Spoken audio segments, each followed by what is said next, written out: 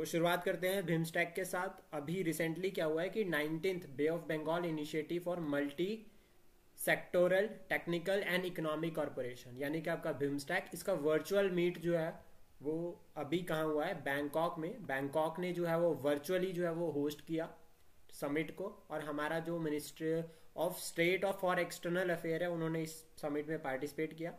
तो यहाँ से जो वो बिम्स्टेक इंपॉर्टेंट हो जाता है हमारे लिए। तो याद रखिएगा बिम्स्टेक जो है वो 1997 में जो है वो बना है।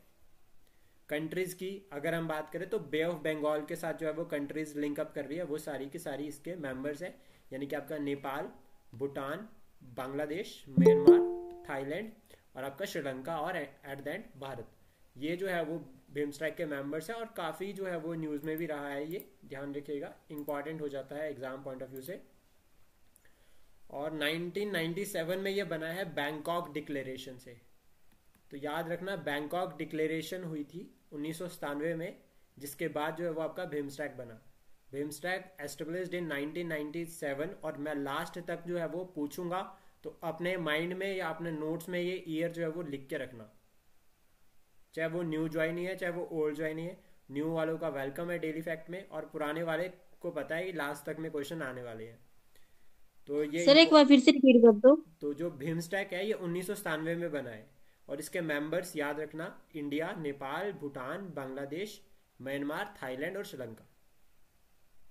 और अभी ये ना इसका जो हेडक्वार्टर है वो, यानी कि इसका सेक्रेटरीट की अगर हम बात करें तो वो ढाका में है, यानी कि आपका बांग्लादेश में जो है वो इसका सेक्रेटरीट है। याद रखना ये भी जो है वो आपका इंपॉर्टेंट है एग्जाम पॉइंट ऑफ व्यू से, कि जो अभी सेक्रेटरीट भी पूछ लेता है कि कहाँ है याद। और इसके साथ मैं आपको बता देता हूँ कि इसका आपका बिम्स्टेक का जो हेड का आपका सेक्रेटरीट है वो तो ढाका में है, लेकिन जो सार्क है,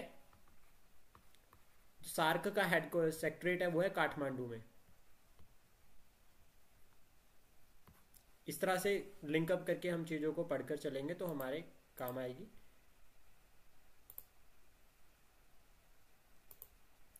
देन नेक्स्ट ये ट्रोपेडो है, ठीक है, और ये ट्रोपेक्स 2023, ठीक है, ये एक्सरसाइज है जिसमें जो है वो इंडियन आर्मी, इंडियन एयरफोर्स और कोस्टल गार्ड और नेवी, इन सभी ने पार्टिसिपेट किया था, यानी कि आपका Indian army, Indian navy, Indian air force और कोस्टल गार्ड एसेट्स, इन सभी ने जो वो इस एक्सरसाइज में पार्टिसिपेट किया है। ये इतना ही याद रखना है ट्रोपेक्स के बारे में। उसके बाद है इंटरनेशनल क्रिमिनल कोर्ट, ये बहुत इंपॉर्टेंट हो जाता है। Only permanent international criminal tribunal है, only permanent international criminal tribunal, established हुआ था 1998 में। 1998 में ये बना था। और एक्सक्यूज मी सर। हाँ जी, सर जो दो कंट्रीज के बीच में एक्सरसाइज होती है जैसे इंडिया या यूएसए के बीच, वो सेम ही रहती है, मतलब बार बार रिपीट होती रहती है या अलग होती है? ओके, क्वेश्चन फ्रॉम जैसे वेयर, उनका नाम, किसका क्वेश्चन था ये? एक्सरसाइज जो होती है दो कंट्रीज के बीच में, हाँ जी, हाँ जी। जैसे उसका जो, जैसे कि कोई गरुड़ एक्सरसाइज है हाँ, तो वो वो नाम वही सेम रहेगा। रहेगी हर साल? हाँ हाँ, हर साल अच्छा नया होगा, ये मतलब हर साल क्या होगा, वही एक्सरसाइज का नेक्स्ट हर, एडिशन होगा। जैसे मान लीजिए गरुड़ ओके इस साल हो गई, अगले साल गरुड़ का पार्ट थर्ड होगा, पार्ट फोर्थ होगा, इस तरह से, मतलब वो एडिशन चलते हैं उनके आगे, फिर नया नाम नहीं रखेंगे, वही होगा। अगर कोई नई एक्सरसाइज होती है तो उसका नया नाम होगा, लेकिन वैसे फिर वो हम देखते हैं ना कि जैसा अभी किंजल हो गया, या फिर आपका शक्ति हो गया, तो शक्ति का एडिशन आ गया कि शक्ति का 11th एडिशन, 12th एडिशन, अभी हिमाचल प्रदेश में भी एक्सरसाइज चली है, तो इस तरह से तो वो एडिशन आ जाते हैं फिर। Okay sir. International court, international criminal court याद रखिएगा, बहुत मोस्ट इंपॉर्टेंट। अलाइड में तो ना ये डायरेक्ट पूछ सकता है कि ये ईयर कौन से ईयर में बना है, तो याद रखना 1998 में ये बना है, और 2002 में इसने काम करना शुरू किया है। तो ये इंपॉर्टेंट हो जाता है। 123 मेंबर्स हैं इसके, इंडिया, यूएसए, चाइना और रशिया। इन्होंने जो है इसको रेटिफाई नहीं किया है, साइन कर लिया है लेकिन रेटिफिकेशन नहीं करी है। एग्रीमेंट पर साइन कर लिया लेकिन अभी अप्लाइड नहीं किया इसकी अथॉरिटी को, तो ये एक्सेप्शन है इसकी। उसके बाद है हाइपरसोनिक मिसाइल्स, ये बहुत इंपॉर्टेंट है और बहुत न्यूज में चली है। हाइपरसोनिक मिसाइल्स, सुपरसोनिक मिसाइल, ठीक है, क्रूज से मिसाइल, ये तीन जो है वो इस बार भी यूपीएससी में भी क्वेश्चन आ रखा था इनसे रिलेटेड, और लास्ट टाइम एचएएस में भी क्वेश्चन आ रखा है कि हाइपरसोनिक मिसाइल क्या होती है, सुपरसोनिक क्या होती है। तो याद रखना हाइपरसोनिक, इनको ना स्पीड से मेजर किया जाता है, और इनकी जो स्पीड होती है वो 5 मैच MACH में कवर करते हैं इसको, मतलब कि 5 किलोमीटर, 5 से अबव किलोमीटर जो है वो स्पीड ट्रेवल होती है उनकी विद इन सेकेंड, पर सेकंड। अगर हम कहें कि 5 मैच पर सेकंड में किलोमीटर्स में हाइपरसोनिक जा रही है, तो मतलब इतनी ज़्यादा स्पीड होती है हाइपरसोनिक की, ठीक है। एक्सट्रीमली फास्ट होती है ये, ठीक है, याद रखना। और पावर्ड बाय स्क्रैमजेट, स्क्रैमजेट हमारा इंजन टेक्नोलॉजी है जिससे ये पावर्ड होती है, याद रखना, ये भी बहुत इंपॉर्टेंट है। और बहुत ज़्यादा मैसिव स्पीड में होती है, और सरफेस टू एयर भी है, ध्यान रखिएगा सबसे इंपॉर्टेंट कि surface to air missile defence system most strong है। और इसका एग्जाम्पल में अगर हम लिखेंगे ना, तो एग्जाम्पल भी आप इसका लिख लीजिए कि रशियन, जो आपका रशियन एक मिसाइल है, ठीक है, किंजल, ये हाइपरसोनिक मिसाइल है। और अगर हम बात करें हाइपरसोनिक मिसाइल्स कौन कौन से देशों के पास है, तो उसमें सबसे इंपॉर्टेंट एक तो रशिया ही हो गया, देन उसके बाद आपका USA, और तीसरा हो गया चाइना। भारत के पास अभी हाइपरसोनिक नहीं है, और भारत के पास जो मिसाइल है वो है सुपरसोनिक। और ये सुपरसोनिक मिसाइल जो है ये है ब्रह्मोस। तो ब्रह्मोस जो है वो सुपरसोनिक मिसाइल है। सुपरसोनिक की जो रेंज है विद इन सेकेंड, अगर हम बात करें कितनी फास्ट चलती है, तो 2 से 3 मैच MACH में इसको कहा जाता है, मतलब 2 से 3 जो है वो आपका ट्रेवल स्पीड है इसकी पर किलोमीटर, पर सेकेंड 2 से 3 किलोमीटर, इतनी फास्ट भी चलती है। और ब्रह्मोस यहाँ से आती है। उसके बाद जो हमारे पास और मिसाइल्स है उसमें है क्रूज से मिसाइल, CRUISE। ये जो मिसाइल सिस्टम है, इसमें जो हमारी मिसाइल्स आती हैं वो आती है निर्भय।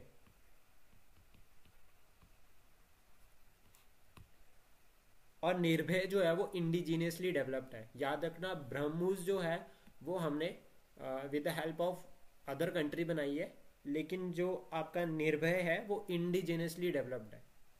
तो ये इस तरह से भी क्वेश्चन जो है वो बन सकता है एग्जाम में कि कौन सी जो है वो इंडिजीनियसली डेवलप्ड है। तो याद रखना निर्भय वन ऑफ द मिसाइल जो इंडिविजुअली मतलब इंडिजीनियसली डेवलप्ड है, और लॉन्ग डिस्टेंस वार हेड है। और सबसे बड़ा टारगेट ही इन ऐसी मिसाइल्स का यही है कि हम जो है वो यहीं बैठकर किसी और, अगर हमारा कोई दुश्मन नेशन है या वॉर लग जाती है, तो उस केस में क्या है कि हम जो है वो अपने होम स्टेशन से ही जो है वो डिस्ट्रॉय कर सकते हैं अदर मिसाइल्स को। तो ये इंपॉर्टेंट है एग्जाम पॉइंट ऑफ व्यू से, ध्यान रखिएगा। उसके बाद है office of the speaker and deputy speaker. सबसे पहले तो मैं जानना चाहूंगा कि जो स्पीकर होता है उसको कौन अपॉइंट करता है, कौन बताएगा। पॉलिटी तो आई थिंक सभी ने पढ़ी होगी, लक्ष्मीकांत। तो स्पीकर को कौन अपॉइंट करता है, जल्दी जल्दी बताइए। वो अपॉइंटेड स्पीकर, और स्पीकर की ओथ जो है वो कौन कंडक्ट करवाता है। इतने सारे लोग हैं। प्रेसिडेंट अपन। हाँ जी, स्पीकर अपॉइंटेड बाय, सभी से पूछा जाएगा, और बहुत सारे लोग जो है वो क्लास में एक्टिव हैं आज, तो आप बता सकते हैं कि स्पीकर को कौन अपॉइंट करता है। उसके बाद फाइनल आंसर पे जाएंगे।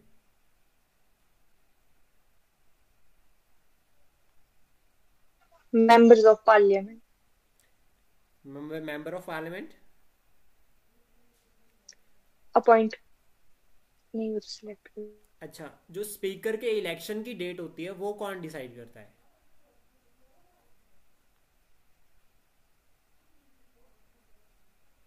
President sir. Are you sure. Yes sir. कोई और बताएगा।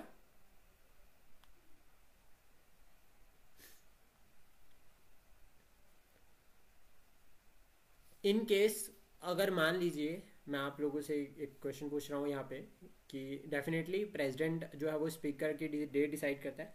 अगर मान लीजिए लोकसभा डिसॉल्व हो जाती है, ठीक है, उस केस में क्या स्पीकर का ऑफिस भी खत्म हो जाता है या स्पीकर का ऑफिस रहता है। कोई न्यू ज्वाइनी इसका आंसर बताना चाहे, आकांक्षा कौर या फिर निशा ठाकुर या रूप सिंह जी आप?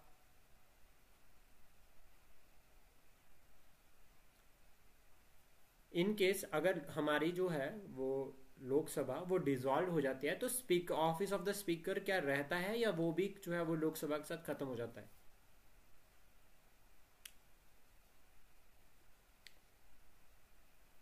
शिवाती मैम, रुडारी मैम? रहता है वो तो, जब तक कोई न्यू स्पीकर नहीं बनता है, जब तक मतलब वो तब तक रहते हैं।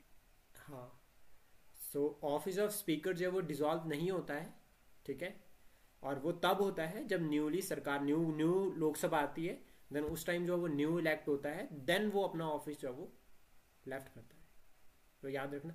अब उसके बाद इंपॉर्टेंट क्वेश्चन, ऐसे स्पीकर का नाम बताओ जो प्रेसिडेंट ऑफ इंडिया भी बने हैं, यानी कि फॉर्मर स्पीकर, मतलब कौन एक पर्सनैलिटी है जो स्पीकर भी रहे हैं लोकसभा के और प्लस प्रेसिडेंट ऑफ इंडिया भी बने। ये इस तरह के क्वेश्चंस जो है वो एग्जाम में अक्सर पूछे जाते हैं और हम इनको इग्नोर करके चलते हैं। स्नेहा झा, आप बताएंगे? Welcome to daily fact. Roop Singh ji आप भी बता सकते हैं, बिल्कुल। Neelam Sanjiva Reddy. Neelam Sanjiva Reddy, welcome to daily fact sir. और आप लोग अपना माइक ऑन करके आंसर दे सकते हो, ठीक है, ऐसा कुछ नहीं है, ताकि हम अपना, हमारी जो डिजिटल क्लास है इसको भी हम जो है वो एक तरह से बिल्कुल एक ऑफलाइन क्लासरूम की तरह बना सकते हैं। Okay sir. So Neelam Sanjiva Reddy जो पर्सनालिटी है वो जो है वो आपका प्रेसिडेंट रहे हैं, याद रखिएगा, इम्पॉर्टेंट है। और ये 1977 से 82 के बीच में जो है ये प्रेसिडेंट बने हैं और अनअपोज्ड इलेक्ट हुए थे, ये याद रखना। ओनली प्रेसिडेंट जो अनअपोज्ड इलेक्ट हुए थे। और 2022 से हाँ पहले, जी। 2022 से पहले ये यंगेस्ट प्रेसिडेंट ऑफ इंडिया रहे हैं। अभी श्रीमती द्रौपदी मुर्मू जी जो है वो यंगेस्ट प्रेसिडेंट है, लेकिन उससे पहले जो है वो आपका नीलम संजीवा रेड्डी थे, ये याद रखिएगा। अगर हम बात करें office of speaker and deputy speaker, तो आर्टिकल 93 हमारे संविधान का आर्टिकल 93 जो है वो ऑफिस के साथ लिंक कर रहा है स्पीकर और डिप्टी स्पीकर के, ठीक है। और 1921 में 1921 में सबसे पहले ये ऑफिस बना था, ये इंपॉर्टेंट हो जाता है, याद रखेगा। और government of India act, Jio act 1919 के तहत ये जो है वो बनाया गया था। और जो पहले स्पीकर थे वो फेडरिक वाइट थे, ठीक है, याद रखना, फेडरिक वाइट। और डिप्टी स्पीकर हम बात करें तो सच्चिदानंद सिन्हा, ये बहुत इंपॉर्टेंट है, याद रखना। और आफ्टर इंडिपेंडेंस जो है वो जीवी मालवेंकर जो है वो हमारे फर्स्ट स्पीकर है, जिनको दादा साहिब भी कहते हैं। जीवी मालवेंकर, याद रखना, दादा साहिब किसको कहते हैं इस तरह से पूछा जा सकता है, तो जीवी मालवेंकर को जो है वो दादा साहिब कहते हैं।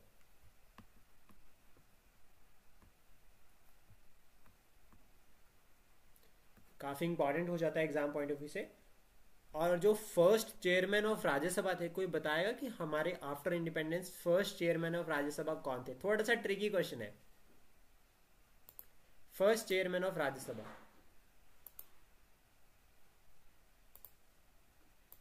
Doctor Radhakrishnan. Okay, doctor Sarvepalli Radhakrishnan, ठीक है, जो है वो फर्स्ट राज्यसभा के चेयरमैन थे, यानी कि हमारे first vice president of India. और वाइस प्रेसिडेंट ही जो है वो हमारा एक्स ऑफिसर चेयरमैन होता है। तो ये कुछ फैक्ट्स हैं अबाउट स्पीकर। उसके बाद आर्टिकल 94 भी स्पीकर के साथ लिंक कर रहा है, जिसमें जो है वो ये कहा गया है कि जब जो है वो हाउस जो है वो डिसॉल्व हो जाएगा तो स्पीकर, ऑफिस ऑफ स्पीकर जो है वो रहता है। देन उसके बाद आर्टिकल 96 है कि जब स्पीकर और डिप्टी स्पीकर का जो रिमूवल रेजोल्यूशन जो है वो पार्लियामेंट में होता है, सेशन में होता है, लोकसभा में होता है, उस टाइम पे जो है वो आपका स्पीकर या डिप्टी स्पीकर जो है वो अपना काम नहीं करेंगे, यानी कि वो अपने ऑफिस में प्रेसाइड नहीं करेंगे उस टाइम पे, जब जो है वो रिमूवल रेजोल्यूशन जो है वो लोकसभा में होगा। ये कुछ बेसिक फैक्ट है, एग्जाम में इसी तरह से आते हैं, ध्यान रखिएगा। और नेक्स्ट उसके बाद जो इंपॉर्टेंट हो जाता है हमारे लिए वो है पाम ऑयल, ठीक है, पाम ऑयल, पलम, PALM, पलम 400, ये ड्रोन्स है, याद रखना। और इसमें याद रखने के लिए क्या है कि ये इसराइल के ड्रोन है, तो ड्रोन वारफेयर बहुत न्यूज़ में चला है आजकल। ड्रोन्स जो है वो बहुत इंपॉर्टेंट रोल प्ले कर रहे हैं आज के टाइम पे। हाँ, जैसा कि आपका मेडिसिन्स प्रोवाइड करने से लेकर आपका वार इक्विपमेंट्स तक जो है वो ड्रोन्स का इंपॉर्टेंट रोल रह रहा है। तो उसी तरह से जो है ये यहाँ पर है, और एक्सट्रीमली एडवांस टेक्नोलॉजी से बने हुए ड्रोन्स है ये।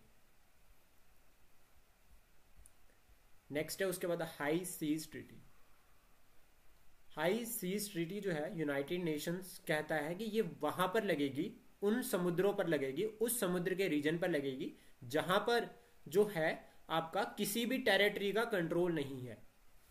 नॉटिकल माइंस पता है आपको आप सभी को, और टेरिटोरियल कंट्रोल भी पता होगा कि टेरिटोरियल वाटर यानी कि किसी एक देश का, जैसे भारत है, भारत का राइट जो है वो पूरे इंडियन ओशन पर नहीं है, सिर्फ 200 नॉटिकल माइल्स तक है। उसके बाद आपका इंटरनेशनल सी लग जाता है, जहां पर जो है आपका ये जो आपका टेरिटोरियल हाई सी ट्रीटी वहां पर लगती है। ये याद रखना। तो यूनाइटेड नेशन ने कहा है यहाँ पर कि हमें जो है वो अब इस सी के बारे में सोचना चाहिए कि हमें इनको यहाँ पर जो है वो प्रोटेक्शन और sustainable use of marine biodiversity जो है वो इस रीजन का, उसके बारे में यूनाइटेड नेशंस मेंबर्स ने एग्रीड किया है कि वो अपने अपने रीजन का तो सब देखते हैं, जिसका कोई नहीं उस रीजन पे कौन जाएगा, कौन उस रीजन का ध्यान रखेगा। तो यूनाइटेड नेशंस के जितने भी मेंबर्स हैं, मेंबर कंट्रीज हैं, उन्होंने डिसाइड किया है कि अब उस रीजन का भी जो है वो हम ध्यान रखेंगे। इसमें भी उन सभी के पर्सनल इंटरेस्ट है कि वहां पर जो रिसोर्सेज है वो उनसे हमें बेनिफिट मिल जाए। ये ध्यान रखिएगा, इंपॉर्टेंट हो जाता है।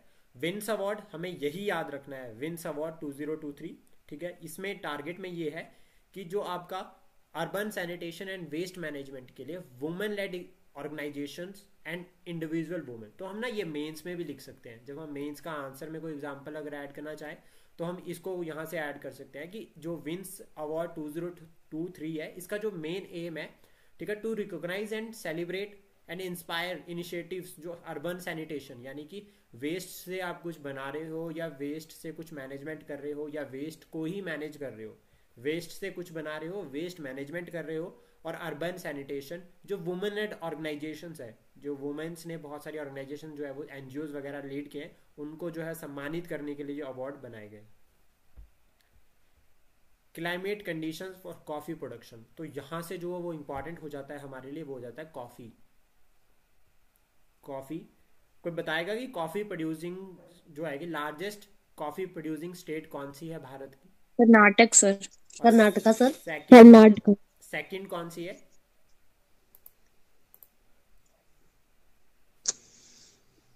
सेकंड कौन सी है? सेकंड भी जानना चाहूंगा, सेकंड बताइए, क्योंकि वो सीक्वेंस में भी आपको नॉर्थ टू सॉरी आपका सब बड़े से छोटा पूछ लेगा, छोटे से बड़ा पूछ लेगा, तो हमें पता होना चाहिए। तो सबसे पहले कर्नाटका, दूसरे नंबर पे केरला, फिर तीसरे नंबर पर तमिलनाडु आती है, चौथे नंबर पर आंध्र प्रदेश। पहले पर कर्नाटका, दूसरे पर केरला, तीसरे पर तमिलनाडु, चौथे पर आंध्र प्रदेश। अब दूसरा क्वेश्चन आपके लिए कि जो कॉफी बोर्ड ऑफ इंडिया है वो कहां पर है?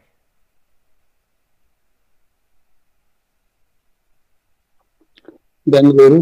बेंगलोर, बिल्कुल सही, ठीक है। और अब कॉफी के बारे में बात कर लेते हैं। तो कॉफी जो आपकी कैश क्रॉप में आती है, पहली बात। दूसरी, ये हॉट एंड ह्यूमिड क्लाइमेट में मिलेगी। हॉट का मतलब हो रहा है तो टेम्परेचर जो है वो ज्यादा चाहिए, कम से कम 20 से 22 डिग्री। ह्यूमिड मतलब बारिश भी अच्छी होनी चाहिए, तो मतलब 150 से 250 सेंटीमीटर तक की बारिश भी चाहिए, और वेल ड्रेन लोमी सॉइल भी होनी चाहिए।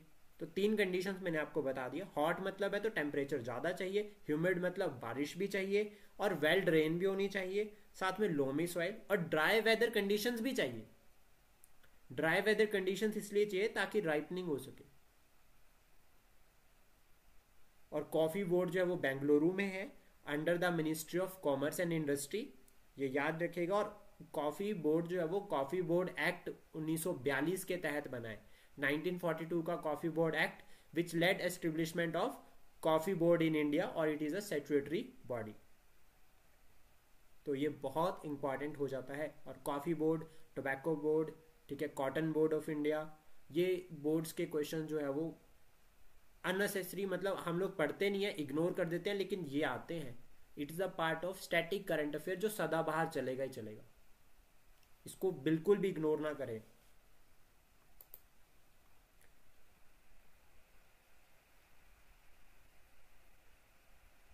उसके बाद है साइक्लोन फ्रेडी। वैसे तो ये 2023 का साइक्लोन है, इंपॉर्टेंट नहीं होता है, ऑस्ट्रेलिया ने इसका नाम रखा था, ठीक है, लेकिन किस्मत बुरी हो तो आ जाता है क्वेश्चन। तो पूछ लेगा कि रिसेंटली साइक्लोन फ्रेडी जो है वो न्यूज़ में था, वो उसका नाम किसने रखा है। तो याद रखना इसका जो ओरिजिन हुआ था वो north coast of the Australia है। सबसे इंपॉर्टेंट तो यही है कि ओरिजिनेट जो है वो north coast of the Australia. उसके बाद दूसरा पॉइंट ये कि इसका नाम भी ऑस्ट्रेलिया ने दिया है। ट्रॉपिकल साइक्लोन्स की हम यहाँ से बात कर लेते हैं कि ट्रॉपिकल साइक्लोन्स जो है वो कहाँ पर ओरिजिनेट होते हैं। तो सबसे पहले तो ध्यान रखना कि ट्रॉपिकल साइक्लोन सिर्फ और सिर्फ जो आपका सी पर ही ओरिजिनेट होंगे। इसका रीज़न ये है कि उन्हें सबसे पहला तो हाई टेम्परेचर चाहिए, हाई टेम्परेचर के साथ उन्हें सरफेस एरिया बड़ा चाहिए, काम एयर भी चाहिए, मॉइस्चर भी अच्छा चाहिए, और उसके बाद हवाएं जो है वो एक रेगुलर वे में बहनी चाहिए, जिससे जो है वो साइक्लोन आई फॉर्मेशन हो जाए। फिर वो बादल इकट्ठे हो जाएंगे, फिर हमारी जो पूरी की पूरी जो प्रोसेस शुरू होती है, जिसको हम एक तरह से कह सकते हैं कि एक विंड राइज करी, फिर एक्सपैंड करी विंड, ठीक है, एक्सपैंड कर विंड जब गर्म होकर राइज करती है, ठीक है, फिर वो एक्सपैंड करती है, एक्सपैंड करने के साथ जो है वो फिर उसको दूसरी विंड रिप्लेस कर देगी, फिर इस तरह से एक साइकिल क्रिएट हो जाता है और मॉइस्चर जो है वो डेंस फॉर्म में क्रिएट हो जाता है। इस तरह जैसे जो है वो बेसिक जो है वो साइक्लोन्स बनते हैं। और जो साइक्लोन्स की डायरेक्शन होती है नॉर्थन हेमिस्फीयर में, वो कौन कहां से कहां को होती है, कौन बताएगा? ऐसे नहीं, वे एक एक करके पूछूंगा। कौन बताएगा कि साइक्लोन्स की जो डायरेक्शन है वो नॉर्दर्न हेमिस्फीयर में कहां से होती है? मैंने ज्योग्राफी में ऑलरेडी ये पढ़ा भी चुका हूं। तो रुडाली मैम, आपसे ये क्वेश्चन है कि साइक्लोन्स की डायरेक्शन नॉर्दर्न हेमिस्फीयर में कहां पर होती है?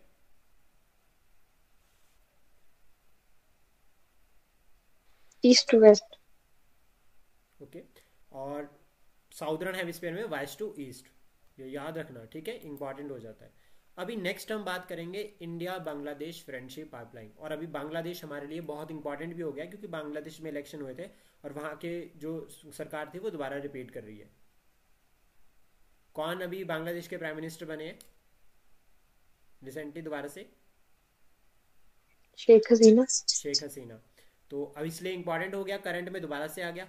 जल्दी से बताइए कि बांग्लादेश के साथ जो है वो हमारा कितने किलोमीटर का बॉर्डर शेयर होता है?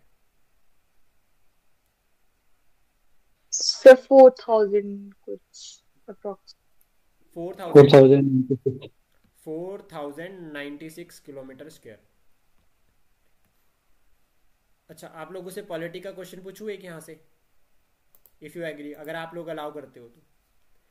मुझे जानना है कि अगर दो कंट्रीज के बीच में बॉर्डर डिस्प्यूट होते हैं तो क्या उसके लिए, जैसा मान लीजिए कि किसी टेरिटरी को लेकर बॉर्डर डिस्प्यूट हो गया, ठीक है, तो उसके लिए क्या हमारे संविधान में अमेंडमेंट करने की जरूरत होती है उस बॉर्डर को, या उसको किस तरह से सेटल डाउन किया जाता है?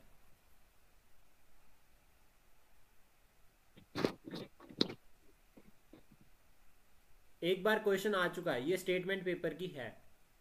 स्नेहा झा, आप बताओगे? कंफर्टेबल है ना हिंदी इंग्लिश दोनों में? किसी को ऐसा तो नहीं है कि इंग्लिश में ही करना है? Anyone here who want to do this session in English? No sir. तो बताइए मुझे कि फिर जो बॉर्डर डिस्प्यूट्स है वो क्या उसके लिए संविधान में अमेंडमेंट होनी जरूरी होती है, या फिर जो है वो किसी और एक तरह से भी उसको सॉर्ट आउट किया जा सकता है?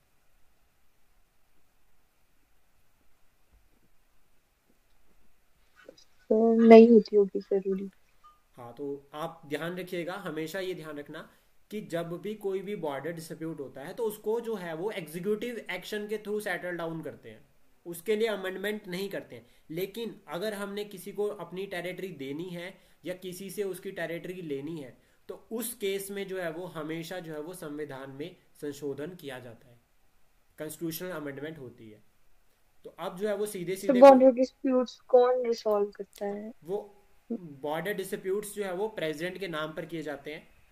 पहली बात तो ये ध्यान रखना कि वो प्रेसिडेंट के नाम पर किए जाएंगे, और उसको करते नॉर्मली है आपका आर्मी भी कर सकती है, ने- और आपका जो फॉरेन डिफेंस मिनिस्ट्री है वो भी उसमें रोल प्ले करती है। ठीक है, जिसकी टेरिटरी में होता है, जिसके कंट्रोल में वो आ रहा है, उस रीजन में वो उसको सॉर्ट आउट करता है। जैसे चाइना के साथ अगर हम बात करें तो हमारी डिफेंस पर जो है वो चर्चाएं, मीटिंग्स होती रहती है। प्राइम मिनिस्टर भी जो है वो कोशिश कर रहे हैं कि बॉर्डर जो हमारे डिस्प्यूट चले हैं उसको हम कम करें, इस तरह से। तो ये इंपॉर्टेंट है एग्जाम पॉइंट ऑफ व्यू से, मैं इसलिए यहाँ पे क्लियर कर रहा हूँ। प्लस साथ में न्यूज़ में इसलिए है कि हमने पाइपलाइन बनाई है। पाइपलाइन किस लिए? आसाम से हमारा एक तो आसाम में, और दूसरा पार्वतीपुर। पार्वतीपुर जो है वो बांग्लादेश में है, और वेस्ट बंगाल में शिलीगुड़ी जो रीजन है वहां से। ये क्या कर रहे हैं, यहाँ से जो है वो डीजल आएगा। असम में भी हमारे पास कुछ जगहों में डीजल मिलता है, तो इससे जो है वो हमारा थोड़ी बहुत कोशिश रहेगी कि जो नॉर्थ ईस्ट वाली जो इकोनॉमी है उसमें ग्रोथ हो। Live stock and antibiotics. Antibiotics और लाइव स्टॉक ये बहुत इंपॉर्टेंट हो जा रहा है। और अभी हमने देखा था लम्फी डिजीज से जो है वो काफ़ी सारी जो है वो लाइव स्टॉक जो है मतलब बहुत नुकसान हुआ था इस सेक्टर को। तो उसके रिगार्डिंग जो एंटीबायोटिक्स जो है वो अब गायों को दी गई, लाइव स्टॉक को, not only guy, live stock को जो दी गई, उसकी वजह से काफ़ी सारे जो है वो अब साइड इफेक्ट देखे जा रहे हैं, जिससे जो है वो अब जो नॉर्मली जो हेल्थ है वो, और जो उसके बाद हेल्थ के बाद जो अदर साइड इफेक्ट देख रहे हैं तो वो बहुत ज़्यादा है। तो इसलिए ये कंसर्न में रह रहे हैं कि अब एंटीबायोटिक्स भी जो आप इस तरह से रिकमेंड नहीं कर सकते। नेक्स्ट जो हमारे पास एक ऑर्गेनाइजेशन है, ठीक है, ये बहुत इंपॉर्टेंट है, India, Brazil, South Africa, South cooperation. South India मतलब ये हमारा साउथ, ठीक है, ये एशिया का साउथ, ये अफ्रीका का साउथ, और आपका Brazil, South Africa, south America. तो यहाँ पर बात हो रही है साउथ कॉपरेशन की। इनका जो मेन टारगेट है, अब ब्राजील भी एक ग्रोइंग इकोनॉमी है, साउथ अफ्रीका भी ग्रोइंग इकोनॉमी है, और इंडिया भी ग्रोइंग इकोनॉमी है, तीनों चल रहे हैं। और ब्राजील तो न्यूज़ में भी चला है, 2024 का G20 यहाँ पर होगा, और अभी रिसेंट वाला जो है वो आपका ब्रिक्स का समिट ब्राजील में हुआ था। इन्होंने अभी रिसेंटली, ये तीनों ने, ध्यान रखना ये पूछ सकता है आपको कि IBSA है क्या, इस तरह से क्वेश्चन बन सकता है। तो सबसे पहले तो ग्रुप्स के नाम याद रखना, इंडिया, ब्राजील, साउथ अफ्रीका, और यहाँ पर आपको साउथ अमेरिका या फिर आपका UAE या सऊदी अरेबिया भी आ सकता है क्वेश्चन में। तो आपको याद कंफर्म रखना है कि साउथ की बात हो रही है, तो यहाँ पे साउथ अफ्रीका ऐड होगा। और अभी डिजिटल गवर्नेंस पर ये बात कर रहे हैं, और डिजिटल गवर्नेंस के रिगार्डिंग जो है वो आपका ये यहाँ पे कुछ एक टर्म्स आ जाती है, जैसे आधार कार्ड में कितने डिजिट है? 12 ठीक है, और पैन कार्ड में कितने डिजिट है? 8 पिन कोड में कितने डिजिट होते हैं? 8 पिन कोड में 6 6 डिजिट्स। तो ये बेसिक अच्छा, sir. UPI की फुल फॉर्म क्या है? Unified payment interface. NITI Aayog की फुल फॉर्म क्या है? National institution for transforming India. ठीक है, ओके। तो अब ये यहाँ से आधार कार्ड, ठीक है, और अभी आधार कार्ड के रिसेंटली न्यूज़ में, अभी 2 दिन पहले न्यूज़ में आया आधार कार्ड, वो ये कहा गया कि आधार कार्ड को जो है वो आप ID प्रूफ यूज़ कर सकते हो, लेकिन आधार कार्ड जो है वो आपका एक तरह से ID प्रूफ हो सकता है आधार कार्ड, लेकिन रेस्ट ऑफ द थिंग्स में आधार कार्ड नहीं इन्वॉल्व होगा। आधार रेजिडेंस का प्रूफ नहीं है। Aadhaar is just as your ID card, एक यूनिक आइडेंटिफिकेशन नंबर है बस, और कुछ नहीं है आधार कार्ड। ठीक है, ये कहा है रिसेंटली।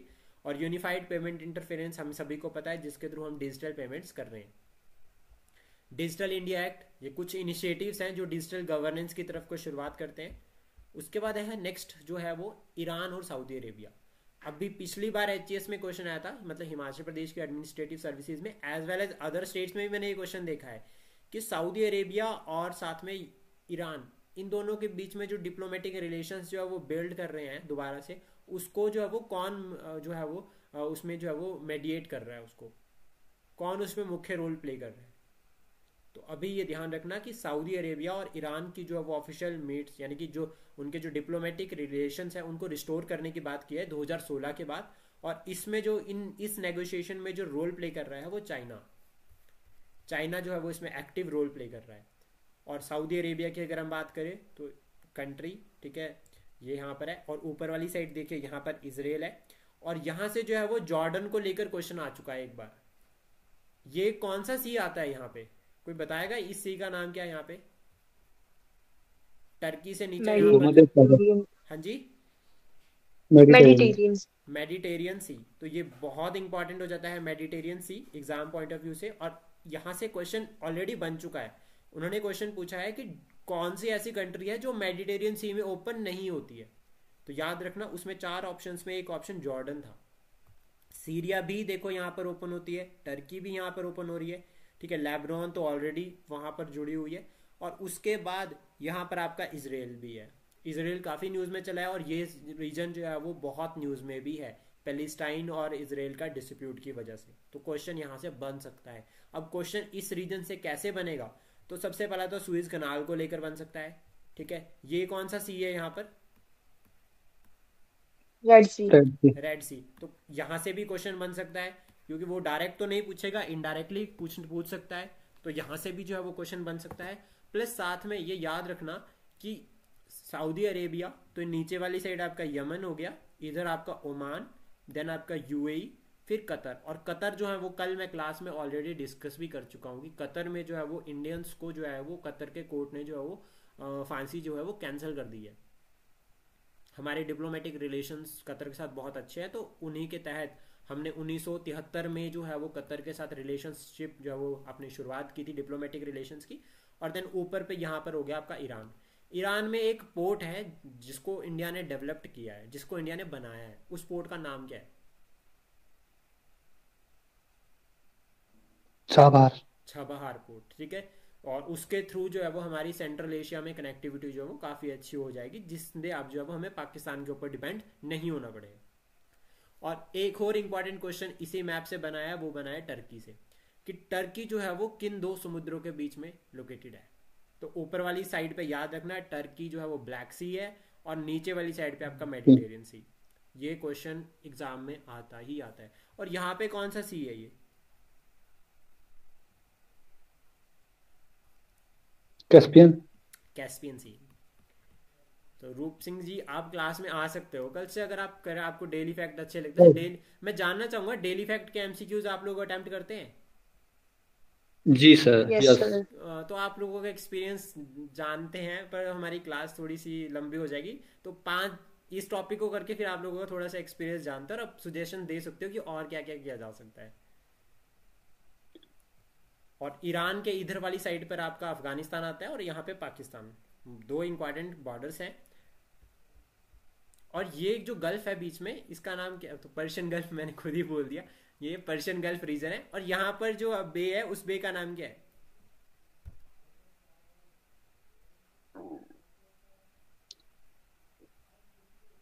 यहाँ पर नहीं, तो सोचिए। अदन। हाँ ठीक है, बिल्कुल सही। अच्छा उसके बाद देखो क्वेश्चंस मैं आपको ऊपर बता रहा था, क्वेश्चंस यहाँ पे ऑलरेडी मेंशन्ड है। देखो जॉर्डन, ठीक है, मेडिटेरियन सी में 2015 में ये क्वेश्चन आ चुका है। उसके बाद गल्फ कॉपरेशन काउंसिल की कौन सा जो है वो गल्फ कॉपरेशन काउंसिल का मेंबर नहीं है, इसको हम आगे जब आएगा हमारा तो इसको डिस्कस करेंगे अच्छे से। ईरान। और उसके बाद छबहार पोर्ट। तो तीनों के क्वेश्चन जो है वो ऑलरेडी एग्जाम में आ चुके हैं, और मैंने इसलिए यहाँ पर इंक्लूड भी कर दिए हैं, क्योंकि प्रीवियस ईयर क्वेश्चंस का ट्रेंड जो है एक तो हमें 2 तरह से हेल्प करता है। एक तो बेसिक अंडरस्टैंडिंग की हेल्प करता है कि क्वेश्चन जो है वो किस तरह से बनेगा। सेकंड दूसरा ये कि हो सकता है कि डायरेक्ट वही उठाकर पूछ ले, और ऐसा हो भी जाता है, तो इससे हमें हेल्प मिल सकती है। देन उसके बाद एमएसएमई लीन स्कीम है, LEAN स्कीम, याद रखना इसको। जनरली इसका टारगेट ये है कि इंप्रूव करना है quality, productivity, performance and capability MSME sector के लिए।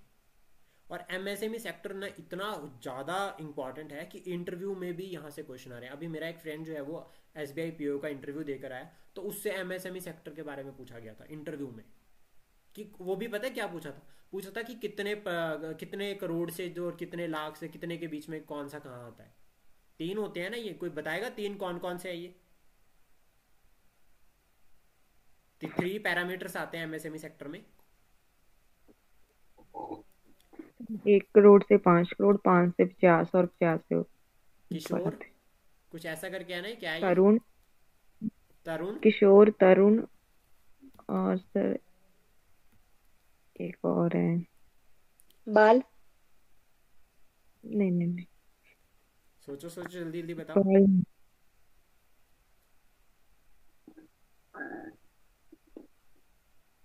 माइक्रो, स्मॉल और मीडियम।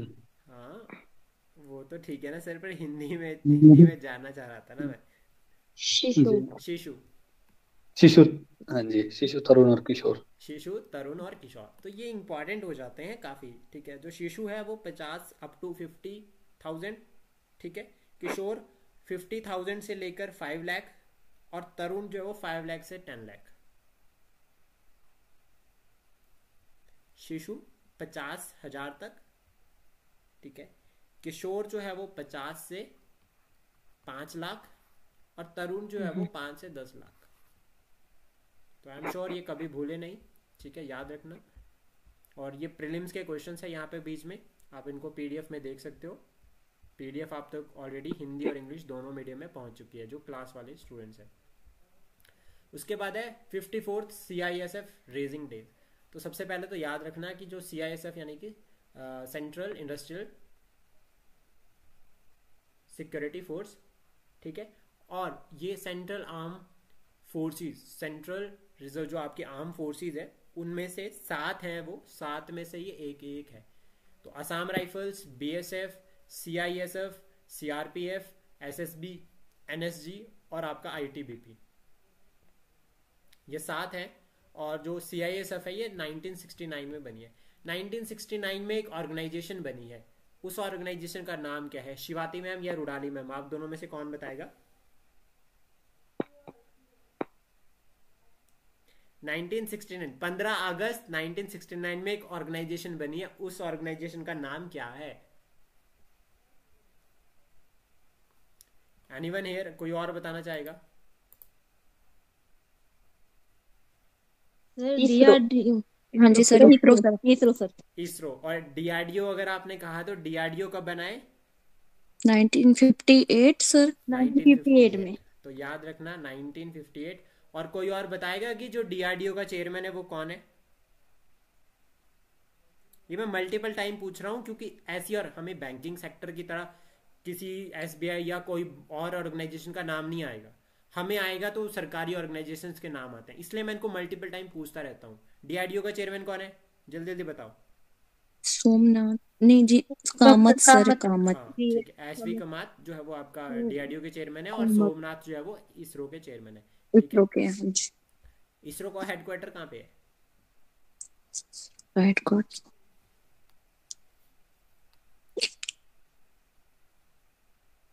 बेंगलुरु में सर, बेंगलुरु। बेंगलुरु। ठीक है, good evening Jyoti ma'am, welcome to daily fact. Good evening sir. अभी उसके बाद अदर इम्पॉर्टेंट देखो, अभी हमारा जो रिपब्लिक डे हुआ है वहां पर हमारा नारी शक्ति के ऊपर काफी फोकस रहा है। साथ में नारी शक्ति से रिलेटेड अब क्वेश्चंस जो है वो प्री और मेंस दोनों के लिए इंपॉर्टेंट हो जाते हैं। ऐसे तक में नारी शक्ति जो आएगा, तो नारी शक्ति के रिलेटेड जो है जितनी इंफॉर्मेशन जहां से मिली कलेक्ट करते चलो। तो याद रखना, colonial Geeta Rana first time जो आपकी लद्दाख का जो सेंसिटिव एरिया है वहां पर जो है वो इंडिपेंडेंटली कमांड लीड कर रही है, यानी कि CO एक यूनिट के, बटालियन के पूरे कहां पर? लद्दाख सेक्टर में। तो ये तो पहला हो गया। दूसरा, उसके बाद शाइचीन पर जो है वो फर्स्ट वुमेन जो डिप्लॉयड हुई थी वो थी कैप्टन शिवा चौहान। तो ये थोड़ा सा और इंपॉर्टेंट करंट, और आप ऐसे एग्जाम्पल्स को जो वो अपने essay में भी ऐड कर सकते हो, तो ये आपको हेल्प मिलेगी, इससे याद रखना। उसके बाद है वुमेन रिजर्वेशन बिल, और अभी तो एक्ट भी बन चुका है, ये बन गया ये एक्ट। कौन बताएगा, कौन करंट में ज्यादा? नो सर, अभी बिल पास। अभी बिल पास नहीं हुआ है, तो अभी भी स्टिल ये बिल ही है। और कितनी % रिजर्वेशन की बात की है इसमें? 33%। 33%। अच्छा मुझे बताओ, पंचायती राज में जो रिजर्वेशन का आर्टिकल है वो कौन सा है? 243I। देखो आधा तो सही है, डी। 243D। डी। तो याद रखना, डी से डेली फैक्ट और डी से रिजर्वेशन टू वुमेन इन पंचायती राज। और ये क्वेश्चन एक बार आ चुका है, और ऐसे ही हम जो है वो आंसर्स को याद कर सकते हैं। तो वुमेन रिजर्वेशन के रिगार्डिंग थोड़ा सा हिस्टोरिकल बैकग्राउंड, तो 1996 में जो है वो सबसे पहले बिल जो है वो इंट्रोड्यूस हुआ था पार्लियामेंट में। उसके बाद 1998 में आपका यहाँ पर जो है वो आपका जो फेमस काफ़ी क्या कहते हैं प्राइम मिनिस्टर थे हमारे, ठीक है, अटल बिहारी वाजपेयी जी, 4 बार जो है वो बिल लेकर आए थे पार्लियामेंट में, लेकिन पास नहीं हुआ था। देन उसके बाद 2009 में यूपीए ने कोशिश करी बिल, लेकिन अगेंस्ट जो है वो लाउड प्रोटेस्ट हुआ यहाँ पे।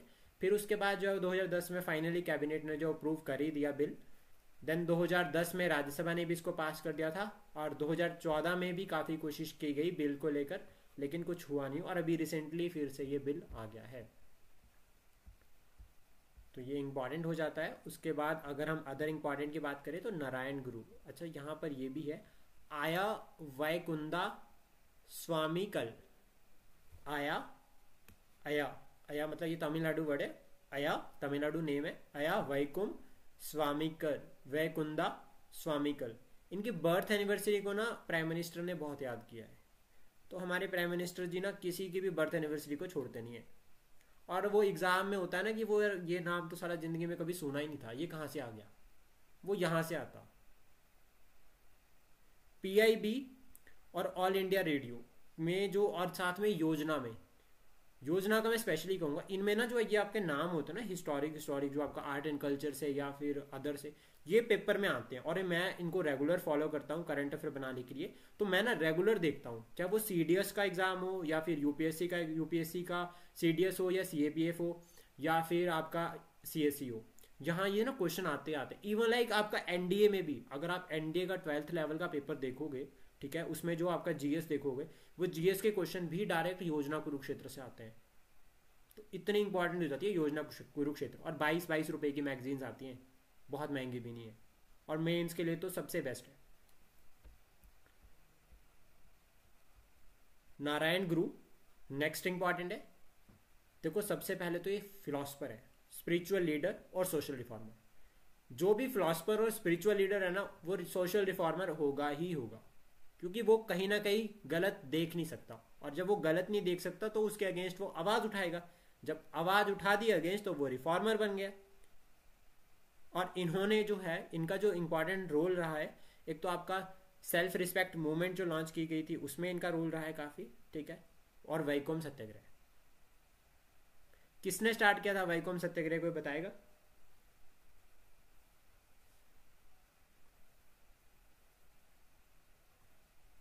केपी पेरियार, ऐसा, केपी ऐसा नाम था कुछ,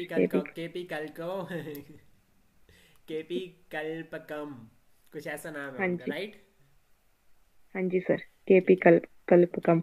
national youth conclave New Delhi में हुई है, कहाँ पर? विज्ञान भवन में। इसका मेन टारगेट था कि यूथ को अवेयर करवाना अबाउट द रिसेंट जो भी चल रहा है on the line of G20। तो G20 तो में यूथ का काफ़ी ज़्यादा जो है वो वाई समिट भी हुआ है G20 के रिगार्डिंग, तो इसलिए बहुत इंपॉर्टेंट हो जाता है ये यूथ, नेशनल यूथ कॉन्क्लेव जो है वो आपकी विज्ञान भवन न्यू दिल्ली में हुई है। इसके बाद दुधवा टाइगर रिजर्व जो है वो उत्तर प्रदेश में है। अब यहाँ से जो है वो आपके लिए भर के क्वेश्चन लेने के आ रहा हूँ। तो सबसे पहले मुझे बताओ कि प्रोजेक्ट टाइगर कब लॉन्च किया गया था? 1973। Project tiger 1973। कितने टाइगर रिजर्व है अभी इंडिया में टोटल? 54 सर। 54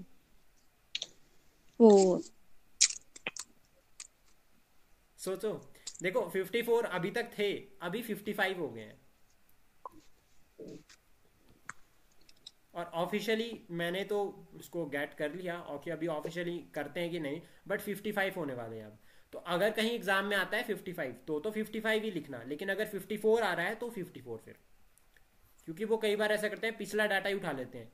तो अभी अगर रिसेंट वाला डाटा उठाते हैं तो 55 हो जाएंगे, और अगर रिसेंट वाला नहीं उठाते हैं तो 54। अब हमारे लिए क्या इंपॉर्टेंट हो जाता है यहाँ से, तो जो हमारे लिए इंपॉर्टेंट हो जाता है उसमें मैं आपको बताता हूँ, और ये आप लोग भी नोट कर लो, और आप लोगों के भी ये काम आएगा, ठीक है। साथ साथ में आप इसको नोट कर सकते हैं। तो सबसे पहले तो प्रोजेक्ट टाइगर है, कि प्रोजेक्ट टाइगर हमारा जो लॉन्च किया गया था वो 1973 में। और अब टाइगर रिजर्व्स की अगर हम बात करें तो जो 55 जो टाइगर रिजर्व है, 55th जो टाइगर रिजर्व है वो Mahadei Mahadei wild life sanctuary. कहाँ पर है Mahadei wild life sanctuary? Goa. Mahadei wild life sanctuary, हाँ, गोवा में है। इसको जो है वो 55th टाइगर रिजर्व जो है वो डिक्लेयर किया गया है। 54th कौन सा था? जल्दी जल्दी बताओ। 55th तो बहुत इंपॉर्टेंट है। 54th? वीरांगना। हाँ बिल्कुल, वीरांगना दुर्गावती। और कहाँ पर है ये? एमपी। एमपी। 53rd कौन सा था? ये 3 नाम याद करने बहुत जरूरी है, 3 तो याद कर ही लो। रानी। हाँ जी, गुरु घासीदास। कहाँ पर है ये? CHH मतलब छत्तीसगढ़। पंजाब। छत्तीसगढ़। ठीक है, और ये छत्तीसगढ़ का 4th टाइगर रिजर्व है। अब उसके बाद अदर क्वेश्चन आपके लिए, मुझे बताओ कि जो टाइगर सेंसस है वो कितने साल बाद होती है? 4। 4 years। आई थिंक सर आपने मेरे मेरे MCQs ज्यादा सीरियसली लिए हैं। ठीक है, तो और जो टाइगर डे है, इंटरनेशनल टाइगर डे, वो कब सेलिब्रेट करते हैं? 29 जुलाई। 29 जुलाई। और कितने टाइगर्स हैं अभी इंडिया में recently? Approximate data. 32 63 I think. Okay, exact सही है, बट 31 63। ठीक है, तो ये इंपॉर्टेंट हो जाता है, कुछ एक डाटा याद रखिएगा। और लार्जेस्ट टाइगर रिजर्व कौन सा है?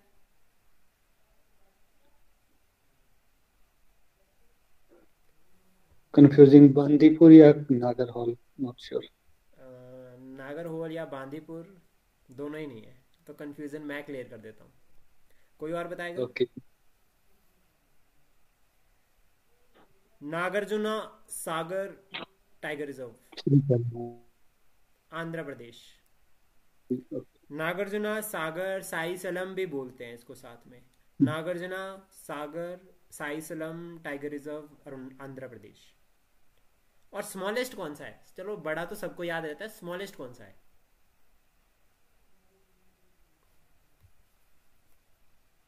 तो स्मॉलेस्ट है ओरांग। ओरांग टाइगर रिजर्व कहां पर है ये? असम में। तो ये ध्यान रखिएगा, इंपॉर्टेंट है।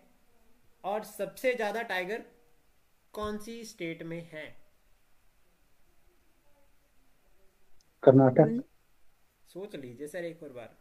गुजरात। गुजरात। गुजरात में tiger, Gujarat is famous for Gujarat lion. Gujarat तो एमपी और गुजरात के कर्नाटक लिए। में मध्य प्रदेश। मध्य प्रदेश। हाँ दूसरे जी। नंबर पर कर्नाटका, पहले पर मध्य प्रदेश, दूसरे नंबर पर कर्नाटका, तीसरे नंबर पर उत्तराखंड, चौथे नंबर पर महाराष्ट्र। ये डाटा वेरी कर जाता है, बट लेकिन एग्जैक्ट आप थोड़ा बहुत इसको याद रख सकते हैं ऐसा करके। ये Maharashtra, sorry MP, then Karnataka, Uttarakhand, और फिर आपका महाराष्ट्र। उसके बाद इंपॉर्टेंट है कि जो न्यूज में जो अभी चला है टाइगर सेंसस के अकॉर्डिंग जो डाटा है, कि जो वेस्टर्न घाट है उसमें जो है आपका टाइगर की पॉपुलेशन कम हुई है, शिवालिक रीजन में इंक्रीज हो रही है। नेक्स्ट हमारा है सुभाष चंद्र आपदा प्रबंधन पुरस्कार।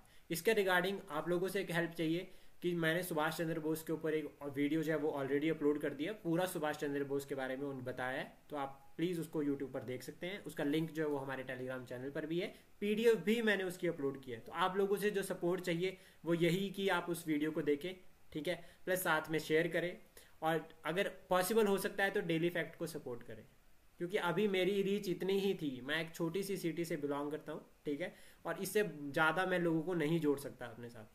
तो आप लोगों की ड्यूटी बनती है कि आप लोग MCQs अगर आप लोगों को अच्छे लग रहे हैं तो प्लीज़ सपोर्ट करें। या कोई ईगो या मुझे कोई कुछ नहीं दे रहा टेलीग्राम, इवन टेलीग्राम उल्टा लेता है, बस मैं MCQs रूटीन में कोशिश करता हूँ कि डालता रहूँ करंट अफेयर से रिलेटेड, तो प्लीज़ सपोर्ट करें। सुभाष चंद्र आपदा प्रबंधन पुरस्कार की अगर हम बात करें तो 23 जनवरी को ये दिया जाता है। इसमें दो कंडीशंस है कि अगर कोई इंस्टीट्यूशन है तो उसको आप सर्टिफिकेट दोगे प्लस 51 लाख रुपए दोगे, लेकिन अगर कोई इंडिविजुअल है तो उसको 5 लाख रुपए प्लस सर्टिफिकेट दिया जाता है। और सुभाष चंद्र बोस जी की बर्थ एनिवर्सरी को हम पराक्रम दिवस के रूप में भी मनाते हैं। कोई बताएगा सुभाष चंद्र बोस जी का, कोई अगर बताना चाहे सुभाष चंद्र बोस जी के बारे में 3-4 लाइनें, किसी को याद हो? कोई न्यू और कोई लेफ्ट तो नहीं किया, अभी सारे के सारे एक्टिव हैं, तो ये मेरी अचीवमेंट है थोड़ी सी। थैंक यू आप लोगों के सपोर्ट के लिए, क्योंकि आप लोगों के पेशेंस के बिना तो मैं भी कुछ नहीं हूँ। सर सुभाष चंद्र बोस जी के लिए 2 लाइनें। 1938 और 39 में कांग्रेस के अध्यक्ष, 1939 में ही फॉरवर्ड ब्लॉक की स्थापना। ठीक है, कोई और पॉइंट्स बताइए। आप लोग शर्माइए मत यार, हमारा तो बिल्कुल डेली फैक्ट तो मेरे लिए फैमिली जैसा है। तो निशा ठाकुर जी, दो निशा ठाकुर है, तो दोनों में से दोनों ही बताइए, अब आंसर चाहिए। नेता जी भी बोलते हैं इनको। ठीक है नेताजी, ओके। निशा जी आप बताएंगे? आजाद हिंद आर्मी भी फाउंड की थी इन्होंने। ठीक है, ओके। कोई और बताना चाहेगा? Shivani ma'am, Shivati ma'am?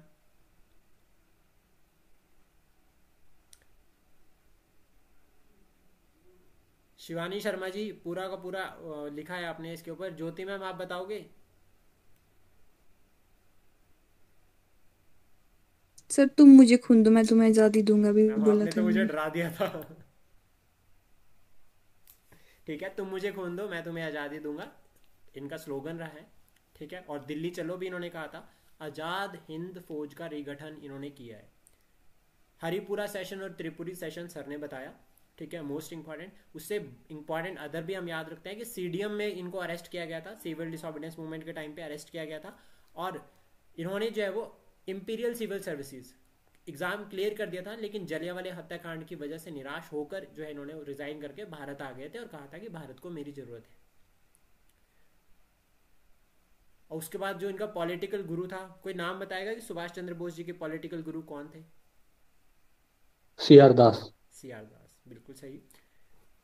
ये मैंने आज ही पढ़ा सर कि अप्रोच किया था गांधी जी को, बट उन्होंने, गांधी जी ने कहा कि आप जो है उनको अपने सीआर गुरु दास जी को बनाइए। फॉलो कीजिए, बिल्कुल सही। उसका था mount Merapi. Mount Merapi news में है। ठीक है, क्यों? इसका कारण जो है वो ये है कि यहाँ पर एक्टिव वोल्केनो जो है वो माउंट मेरपी वाला ये दोबारा से एक्टिव हो गया है। इंडोनेशिया में है, तो ये ही याद रखना इंपॉर्टेंट है। पैसिफिक रिंग ऑफ फायर का ये पार्ट है। माउंट मेरपी से क्वेश्चन आ सकता है कि ये कहाँ पर है, तो याद रखना it is in Indonesia. Plus इसके साथ जो इंपॉर्टेंट हो जाता है वो ये कि जितने आपके एक्टिव वोल्केनो है ना वो इंपॉर्टेंट हो जाते हैं। ठीक है, तो ये याद कर सकते हैं हम साथ में। प्लस साथ में वर्चुअल डिजिटल एसिड, ये टर्म जो है वो बेसिक आपको एग्जाम में पूछी जा सकते हैं इकोनॉमी में कि वर्चुअल डिजिटल एसिड है क्या।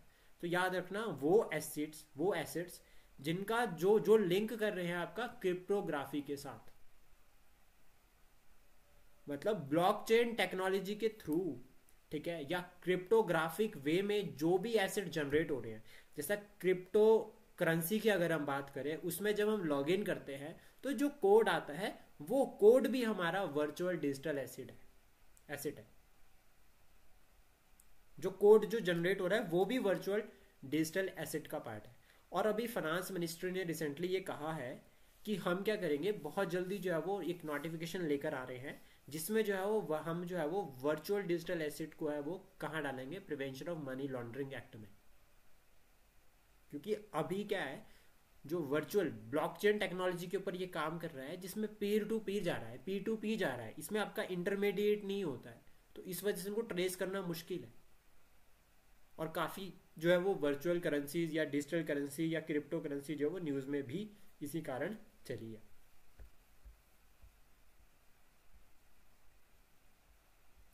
देन उसके बाद आपका NASAMS, ये एयर डिफेंस सिस्टम है। और ये एयर डिफेंस सिस्टम जो है वो आपका नसाम भी इसको हम कह सकते हैं, NASM। तो ये जो है वो यूनाइटेड नेशंस के पास भी, मतलब USA के पास भी है, कनाडा के पास भी है, Indonesia, Netherland, Oman, Qatar, Spain, United Kingdom, Ukraine, इस सभी के पास है। तो ये न्यूज़ में था। यूक्रेन को लेकर जो है वो मोस्ट प्रोबेबली जितने भी आपका ब्रिटेन के जो डिफेंस सिस्टम हो या मिलिट्री इक्विपमेंट्स हो, ये सब न्यूज़ में रह रहे हैं। एक्सरसाइज ला पर आउस, तो सबसे पहले तो ध्यान रखना कि इसमें इंडियन नेवी, इंडिया ने पार्टिसिपेट किया है। और ये जो एक्सरसाइज है ये इंडो पैसिफिक रीजन के लिए होती है, इंडो पैसिफिक रीजन। तो मतलब इसमें जो पार्टिसिपेट करती है कंट्रीज, अगर हम उनकी बात करें तो इंडो पैसिफिक रीजन की होती है सारी की सारी, ये वाला जो रीजन है।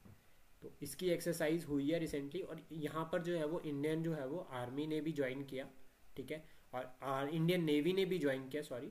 तो इंडियन नेवी में उसके साथ जो है वो ऑस्ट्रेलियन नेवी, आपका जापानीज नेवी, ठीक है, और रॉयल जो यूएसए वाली नेवी है, यूके की नेवी है, और आपका साथ में इंडोनेशियन हो गया, ये सभी जो है वो ज्वाइन किया है इस एक्सरसाइज के लिए। मेन टारगेट है कि जो इंडो पैसिफिक रीजन है उसमें पीस एंड स्टेबिलिटी प्रमोट करना।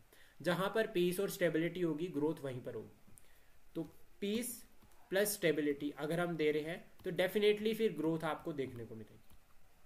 तो ये टारगेट है। और हमारे जो यहाँ पर पार्टिसिपेट किया वो आईएनएस सह्याद्री ने और आईएनएस ज्योति, आईएनएस ज्योति और आईएनएस सह्याद्री। और फ्रांस के साथ अगर हम एक्सरसाइज की बात करें, अभी निशा मैम ने जैसा क्वेश्चन किया था, देखिए तो वरुणा, गरुड़ा, शक्ति और डेजर्ट 21। अब देखो ये डेजर्ट 21 है ना, डेजर्ट नाइट 21, ये 21th एडिशन है। और फ्रांस के साथ हमारी एक्सरसाइजेज बहुत इंपॉर्टेंट है, एग्जाम में आती है। और अभी फ्रांस तो वैसे ही न्यूज में आ गया, ठीक है, चीफ गेस्ट जो है वो प्रेसिडेंट आ रहे थे यहाँ पे, तो उस वजह से ये बहुत इंपॉर्टेंट हो जाता है फ्रांस। तो फ्रांस को तो घोल कर पी जाओ, ठीक है। बम चू फेस्टिवल है ये हमारा, ठीक है, याद रखना। और ये एक तरह से जो है वो हमारा फेस्टिवल जो है वो ताशीदंग मॉनेस्ट्री आपका सिक्किम है, यानी कि ये बुद्धिस्ट फेस्टिवल है, बुद्धिज्म से लिंकअप कर रहा है। और होली फेस्टिवल है वहाँ का, बमचू फेस्टिवल, और ये सिक्किम में है, सिक्किम में सेलिब्रेट किया जाता है। वेस्टर्न सिक्किम जो है वो वहाँ पर ये सेलिब्रेट किया जाता है। वेस्टर्न सिक्किम कौन सा होगा, जो नेपाल के साथ लिंक कर रहा है। ईस्टर्न कौन सा हुआ, जो भूटान के साथ कर रहा है। तो याद रखना जब नेपाल वाली साइड आ रहा है तो इसमें जो है वो थोड़े थोड़े हमारे को नेपाल वाले कल्चर भी मिलेगा यहाँ पे। देन अभी तक तो हमने हेरिटेज साइट्स के बारे में पढ़ा था नॉर्मल। अब हम वाटर हेरिटेज साइट्स की बात करेंगे।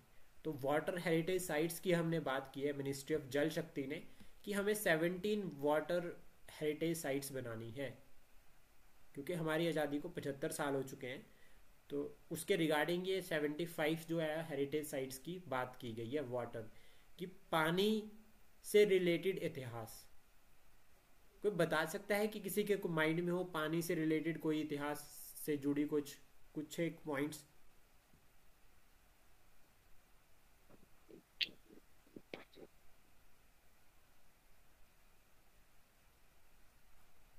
किसी के माइंड में कुछ आ रहा हो ऐसे रैंडमली, ऐसा कोई फोर्स नहीं कर रहा हूँ, आप अपनी बता Yes, सकते sir. हो। हाँ जी, Indus water treaty 1960। Good sir, very nice. Indus water treaty पानी से रिलेटेड। कोई और सोचो, किसी और के माइंड में आ रहा हो कोई?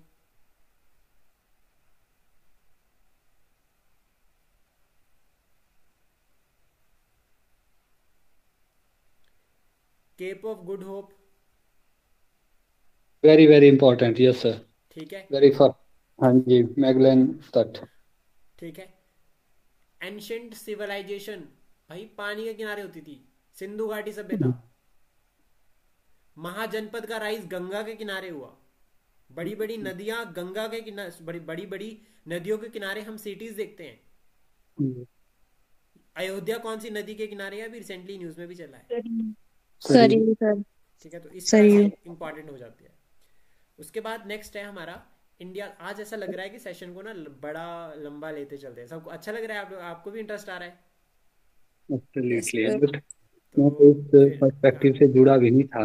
हाँ जी, बट जो इंफॉर्मेशन है, जिस तरह का फैक्चुअल एज वेल एज जो स्टैटिक और करंट का मिश्रण है, अनबिलीवेबल। मतलब 1 घंटा विश्वास नहीं हो रहा कि मैं रुक गया इतनी देर तक, रियली।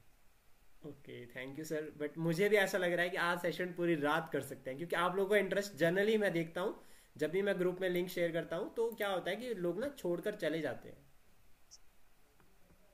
वो एक्चुअल मैंने भी ऐसे ही रेंडमली इसमें क्लिक किया, but the information you provide जो शुरुआत हुई मुझे लगा कि इसमें मतलब एटलीस्ट हर चीज, ये करंट ही नहीं है इसमें तो, फैक्चुअल इन्फॉर्मेशन और लास्ट ईयर जो एचएस में पूछे गए हैं 5-6 क्वेश्चन इसी में ही आपने डिस्कस कर दिए। Means so I can say that कि बहुत ही फ्रूटफुल कहूँ इसको और लाभदायक है, बहुत ज्यादा, बहुत ही ज्यादा। तो सर आप हर शनिवार संडे जुड़ सकते हैं, क्योंकि करंट की क्लास हम हर शनिवार संडे ही करते हैं। Yes okay. सर, और जो आप बीच में क्वेश्चंस पूछते हो उससे थोड़ा हमारा भी वाह, कॉन्फिडेंस बिल्ड अमेजिंग। होता हाँ, है। उससे कॉन्फिडेंस लेवल भी बढ़ेगा। यस। इससे हमें भी पता लगता है कि हमें कितना आता है। हाँ जी, बिल्कुल सही, बिल्कुल सही। मतलब कि मैं जब जैसे ही जुड़ा 2-4-5 मिनट जैसे फर्स्ट 2-3 टॉपिक्स किए, तो जो ये बोर्ड की बात की इन्होंने, मतलब जो भी डिस्कशन किया है वो प्रीवियस ईयर एग्जाम में रिसेंटली ही पूछा है, अभी अभी। तो टाइगर सेंसस की बात की, नीलम संजीवा रेड्डी की बात की, ये मुझे तभी आ रहे हैं। मतलब जितना एक काफी करंट अफेयर नहीं है, इसमें तो बहुत कुछ कवर हुआ, बहुत कुछ। थैंक यू सर, बट मैं तो सिर्फ अपनी साइड से कोशिश कर रहा हूँ, बट रेस्ट ऑफ द आप लोगों की सपोर्ट है और मुझे बहुत अच्छा लग रहा है कि आप लोग इतने लंबे सेशन के लिए जुड़े हो। मैं एचपी की क्लास पोस्टपोन कर देता हूँ, करंट अफेयर कंटिन्यू करता हूँ।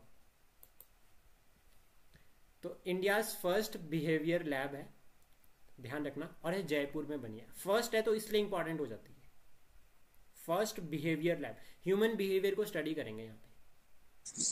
और IIM उदयपुर जो है वो इसको मैनेज एंड ऑपरेट कर रहा है, IIM Udaipur. Black sea, one of the most, और बहुत ज्यादा क्वेश्चन जो है कि एग्जाम में आता है ब्लैक सी। तो रशिया ने, और ये क्यों है पता है न्यूज में, रशिया यूक्रेन की वॉर चली थी तो ब्लैक सी ग्रेन इनिशिएटिव, ब्लैक सी का यूज किया जा सकता है ट्रेड के लिए यूज किया जाता है ब्लैक सी का।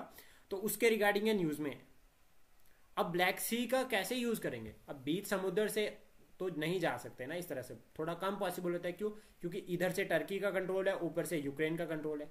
तो परमिशन कौन देगा? यूक्रेन से कोई रिस्क लेगा नहीं क्योंकि वॉर लगी है। अब बचा टर्की। अब टर्की ने क्या किया, टर्की ने क्या किया, टर्की ने प्राइस बढ़ा दिए। बीच में ये भी चैलेंज आ गया। तो इस तरह से जो है वो ये टॉपिक जो है वो न्यूज में हो जाता है। और इंपॉर्टेंट है ब्लैक सी इसलिए क्योंकि ये इनलैंड सी है, ध्यान रखना, इनलैंड सी है। और यहां पर आपका सी ऑफ अजोव है ऊपर वाली साइड। और डायरेक्ट क्वेश्चन यही आ जाता है कि ब्लैक सी में कौन कौन सी कंट्रीज आती हैं।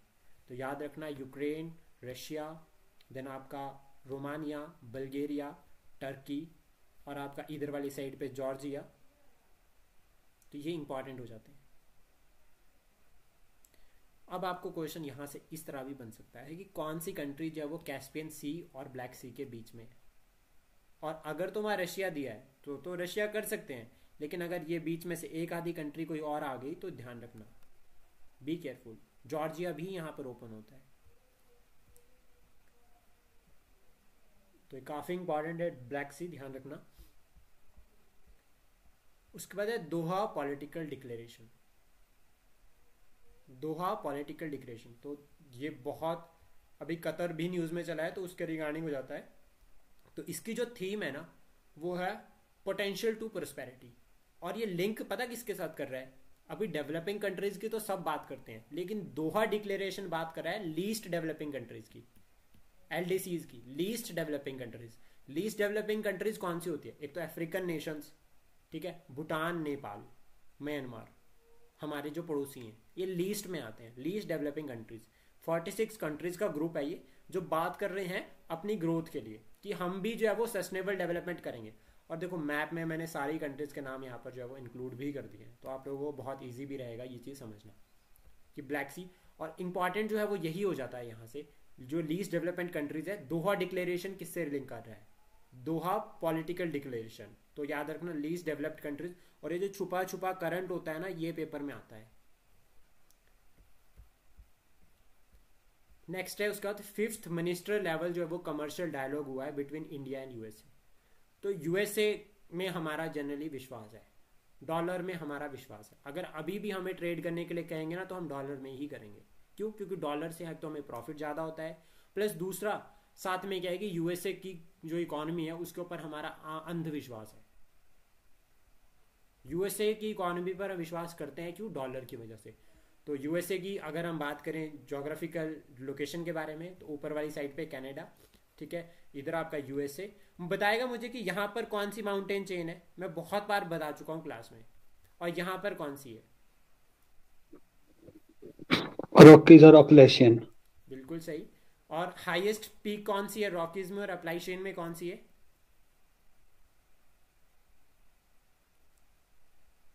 ये पढ़ सकते हैं आप, वैसे इस तरह का क्वेश्चन बनता नहीं है, बट किस्मत बुरी हो तो आ भी सकता है। अच्छा, और इम्पॉर्टेंट यहाँ इस मैप से जो पेपर में आ चुका है वो क्या है, देखो सबसे पहले तो ये आपका नॉर्थ से साउथ में Baffin island, Hudson bay, gulf of Mexico और कैरिबियन सी, ये सीक्वेंस पूछा है एक बार पेपर में। Second question, Arctic council. Arctic council का मेंबर कौन है? आर्टिक काउंसिल जो है वो 1996 में जो है वो ये बनी थी, ठीक है, याद रखना। और यूएसए भी इसका एक मेंबर है। क्यों? क्योंकि जो अलास्का वाला रीजन है it is a part of Arctic council. सबसे बड़ी कोस्ट लाइन किस देश की है? शिवाती मैम, रुडाली मैम।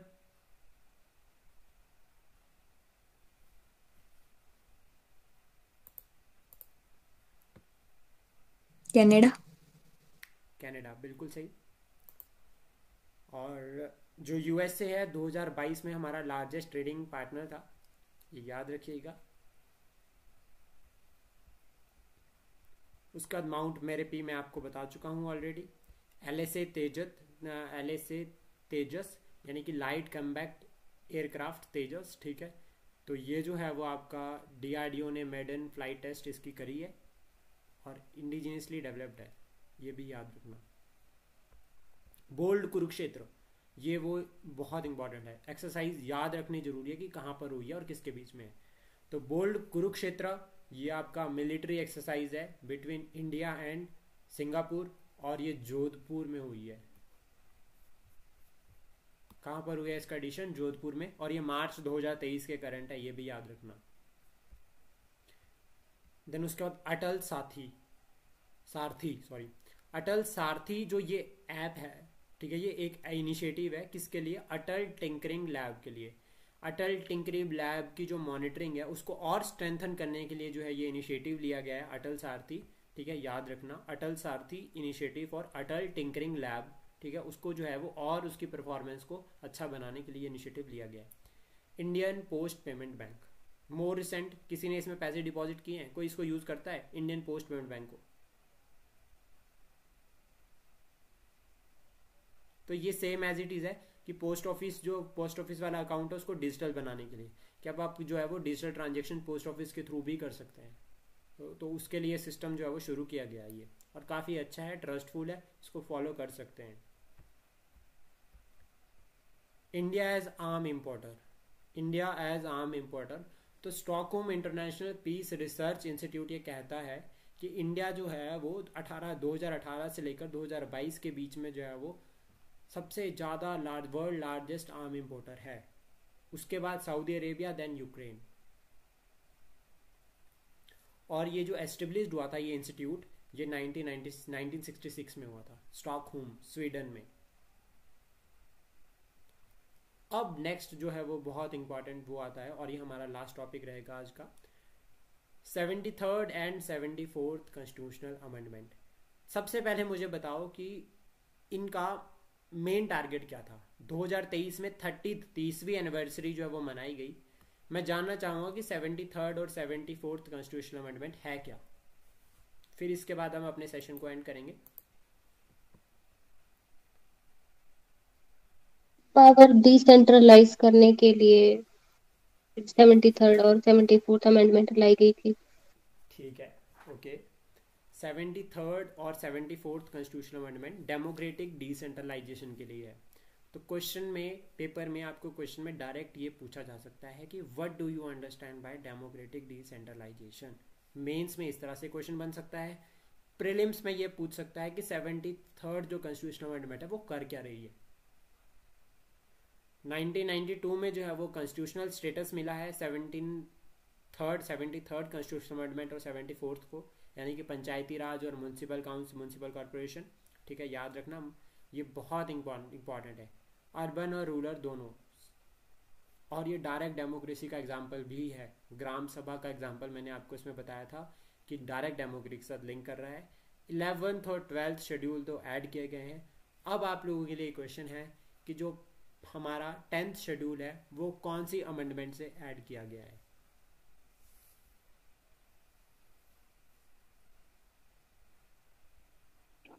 52nd 52nd। और कौन से ईयर में किया गया है? 1985। एग्जैक्ट 1985। श्योर? श्योर हो सर आप? जी नहीं। कोई और बताएगा? मैं चाहता हूं कि सबके आंसर आए। स्नेहा झा, आप भी आंसर कर सकते हैं मैम।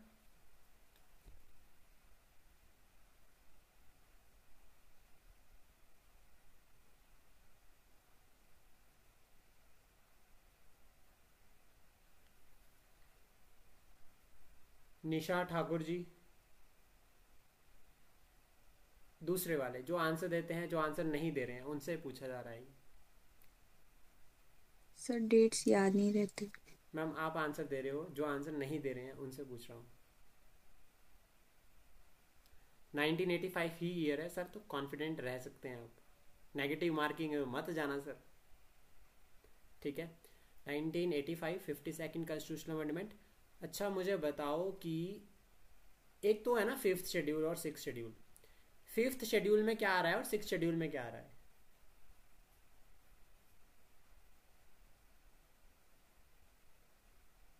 और टफ बनाता हूं क्वेश्चन को।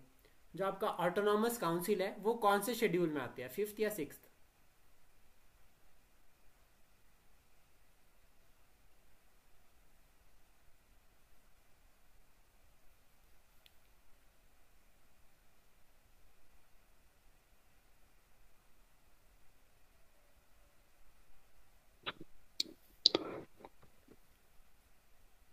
कोई बताएगा?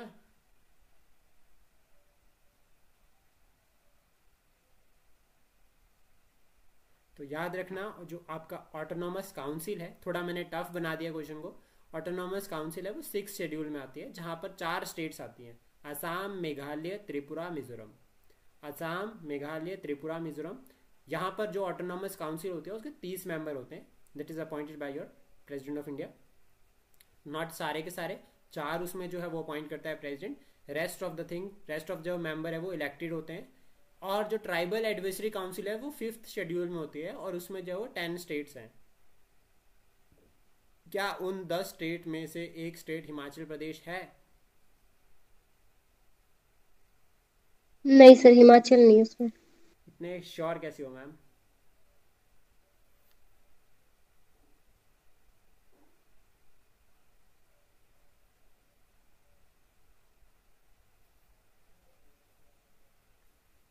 यस सर, हिमाचल प्रदेश भी है उसमें। आंध्र प्रदेश, तेलंगाना, उड़ीसा, झारखंड, छत्तीसगढ़, राजस्थान, मध्य प्रदेश, गुजरात, महाराष्ट्र, हिमाचल प्रदेश।